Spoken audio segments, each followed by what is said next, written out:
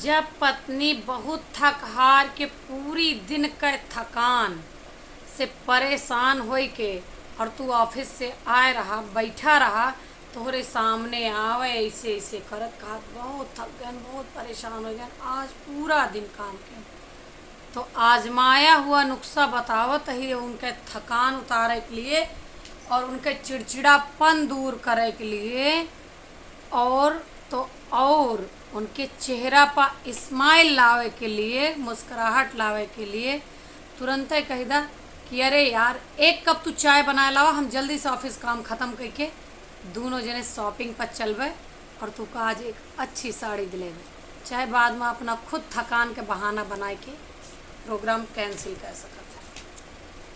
है। ऐसी फुर्ती आ जाए उनके शरीर में कि जैसे फिरेंगी।